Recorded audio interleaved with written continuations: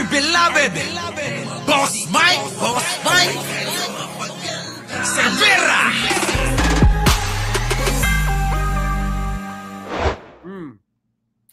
Yan nakita nyo ho yan, mga kababayan ko?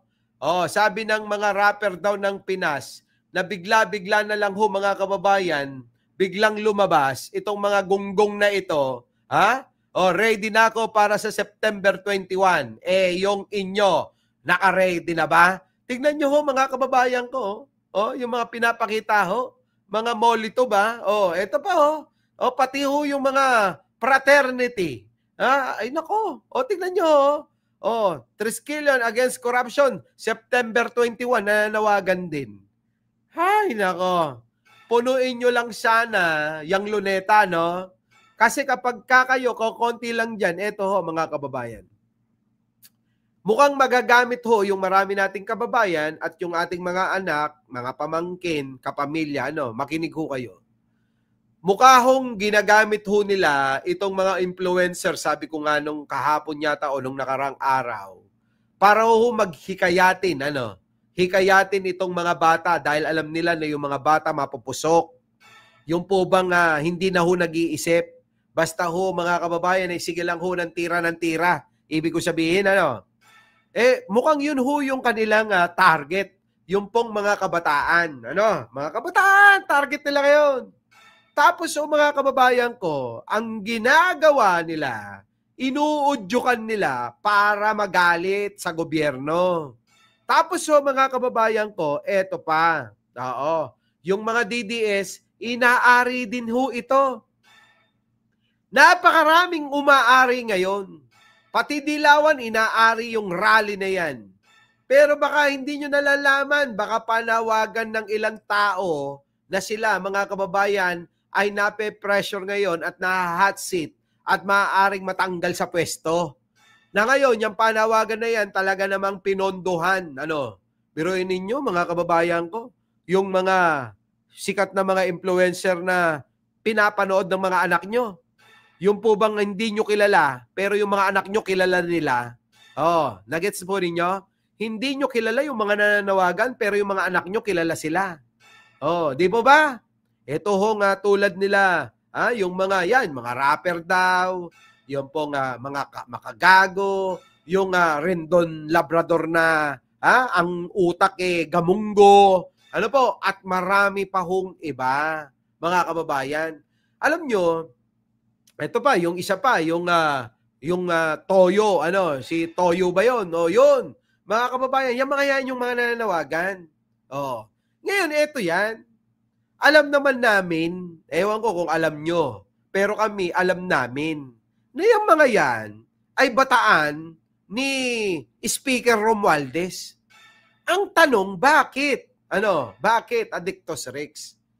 Anong ganap ng panawagan nitong mga bataan ni Speaker Romualdez? Bakit ito'y mga nag-aaya ng mga rally?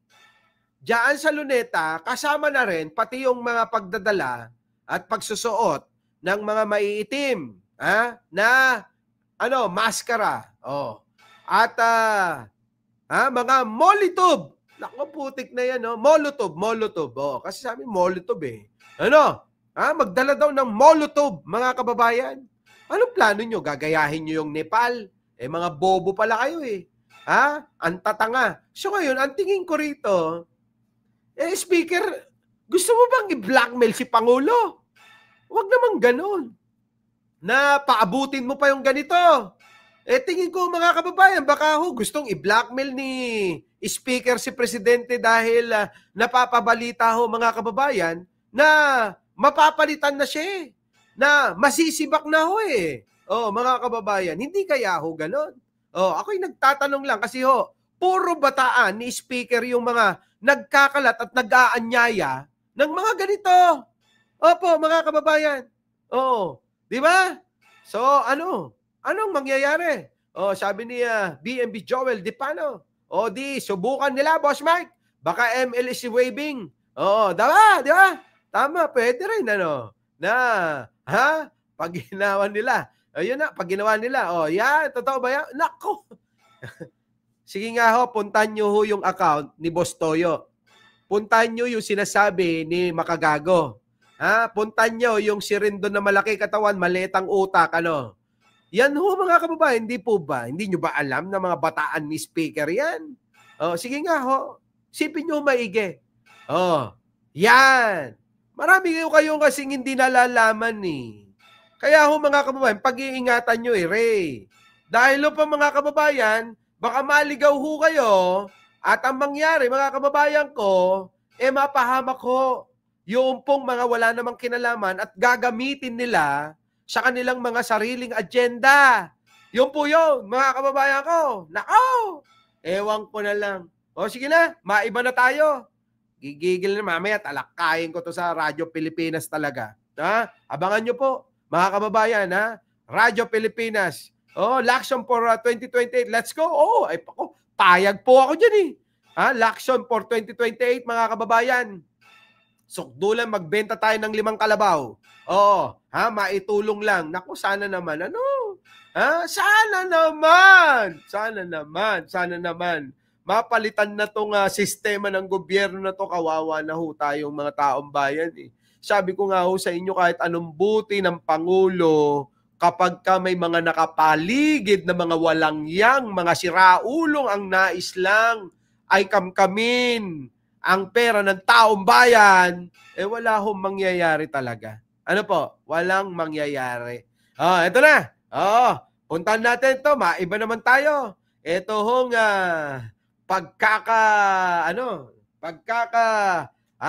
absuelto ni Boying Rimulya.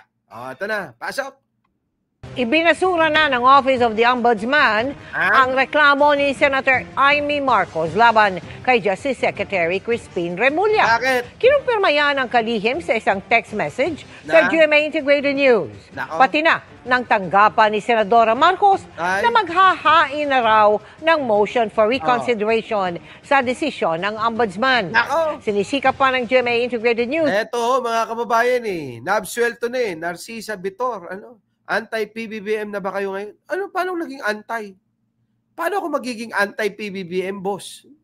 Malabo naman yung... Napaka-random naman ng tanong na yan. Ito na. Na makuha ang pahayag ng Ombudsman. Ang reklamo ay nagbunsod sa report ng committee ni Marcos sa Senado na nag-imbestiga sa ginawang pag-aresto kay dating Pangulong Rodrigo Duterte nitong March 8. So ngayon, sa madaling salita mga kababayan ko, naabsuelto na. Ito pong si Boying. Hindi, Alicia Doron, hindi mananahimik yan si Baba.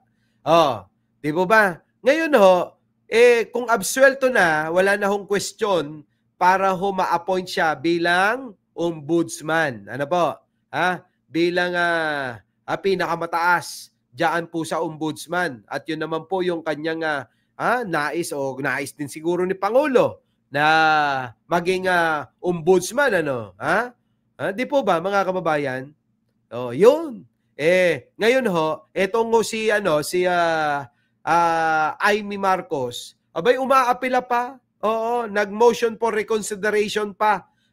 Nag-file pa ng motion for reconsideration para pigilan yung pong pagkakaabsuelto neto pong si Boying Rimulya. Anak ng pating talaga. Hindi na lang bahayaan, Kita nyo parang itong si Manang Amy, para bang merong hindi natapos na business kay Boying Para bang gigil na gigil siya mga kababayan Para po bang ayaw niya talagang maibigay yung pagiging ombudsman kay Boying Rimulya. Ano po? Todo pigil talaga, mga kababayan ko.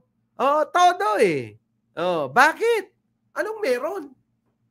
Mga kababayan, anong meron? Bakit gigil na gigil tong si Boying, si Amy, Wala yan, basura din ang tuloy ng motion niya. Ayan na nga. Imbis na hayaan na lang, yan na nga, nag-file pa ng MR. Itong si Manang Amy. Para saan? Hindi ko magets na yan Na, ayan na nga Diba? Absuelto na. Siguro tama na yun. mag-move on at tumutok na kayo sa ibang mga trabaho ninyo para naman mapakinabangan ng taong bayan. Yung pagiging senador ninyo, hindi yung ganito nangyayari mga kababayan eh. Yung pong mga senador nag-aaway-away. Yung pong kampo ng Senado at Kongreso nag-aaway-away. Ano na lang ho magagawa ninyo para sa aming taong bayan? Ano magagawa nyo sa amin yan? Aasa na lang natin kay Pangulong Bongbong na siya na lang yung pong magtrabaho para sa sambayan ng Pilipino? Kawawa na ho si Pangulo. Lamog na ho yung katawan eh. Di mo ba? Abay, tulungan nyo na. Oo. Abay, dapat ngayon pa lang, mapanagot yung mga may kasalanan. Mr. President, oo, idol, oo, Manong Bongbong, sampulan mo na. Huwag mo nang patagalin. Sabi nga nung napanood ko, baka mamaya, sa huli ang pagsisisi. Di ba? Yan kasi gusto nila magkagulo ang Pilipinas, mga lintik. Yan na talaga ang plano nila. Guluhin na lang ito hong ginagawang mga investigasyon at itong mga kinasasangkutin nilang mga issue ng pandarambong. Yan po mga kababayan. Oh, di ba? Hayaan mo na ako. No, hayaan. Hindi kita hayaan. Oh, yan. Yan ba gusto nyo? Ganito bang bansa ang gusto nyo? Maawa na kayo. Mga lintik kita nyo, mga nagmamalinis na wala akong kinalaman dyan. Walang senador na magnanakaw. Nung sinabit mga kababayan with resibo, meron pong pinakita ng mga screenshot ng Convo. Tapos mga kababayan, sasabihin ni Marcoleta, wag yan, dito tayo kay Diskaya maniwala. Ano yun? Di ba? Siraulo. Oh, kita nyo ho mga kababayan? Ang nangyayari sa totoo lang ho, para bang si Pangulong Bongbong Marcos na lang ngayon ang nagtatrabaho sa gobyerno. Si Pangulong Bongbong Marcos na lang ho ngayon ang nakikita na siya ho mismo yung nagpupursige. Ano po? Para ho mapanagot. Kaya lang ho, Mr. President, bilis-bilisan nyo lang. Mapanagot itong mga walang yang mga magnanakaw sa gobyerno. At patuloy pa rin ho ang pagtatrabaho para ho mga kababayan masiguro na itong susunod na mga budget ng gobyerno na ipangungutang uli, mapunta naman sana sa pakikinabangan na ng taong bayan. Ganun po mapunta sana sa pakikinabangan ng taong bayan. Hindi yung puro ghost project. Bibigyan kayo ng daan-daang milyon, bilyon-bilyon, tapos ang mangyayari, wala kaming makikitang proyekto roon. Dapat kapag kumuha kayo ng project, ng proyekto, siguraduhin nyo na matibay at pakikinabangan sana ng taong bayan. Kaya lang ho, nangyayari mga kababayan, wala na nga hong proyekto Ano po? Imbis na kahit man lang sana may magawa sila, wala ho kayo makita. Naging guni-guni. Yan po yung tinatawag ni Pangulo na guni-guni. Paano hindi magiging guni-guni? Ghost project nga.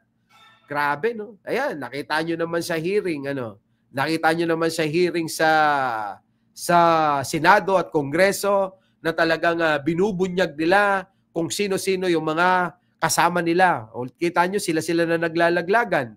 Yung pong Henry Alcantara at Bryce Hernandez, mga kababayan, silang dalawa, naglalaglagan. Biruin nyo yung kahon-kahon na pera na dinideliver o kinukuha sa opisina daw ni Bryce Hernandez. Grabe, kahon-kahon ho na pera.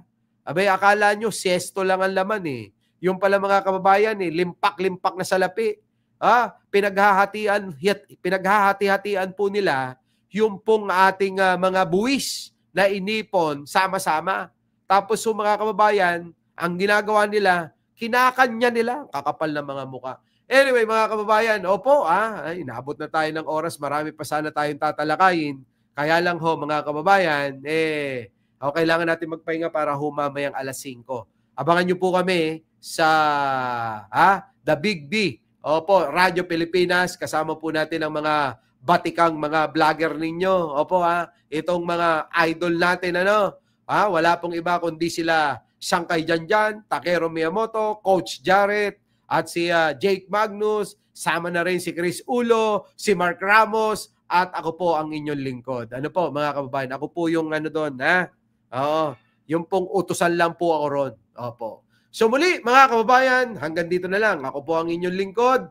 Mike Cervera po, lagi nagsasabing huwag niyo hong kalimutan mag-like, mag-share at mag-subscribe bago po tayo maghiwa-hiwalay. At nako, eto na yung ating kaibigan, si DJ Byron. Nako, oo, may atrasyo pa pala ako. Sorry brother, talagang sobrang busy ko, no? Hindi ko pa magawa yung mga lahat. Ang dami ko nakakalimutan para na ako si Digunyo.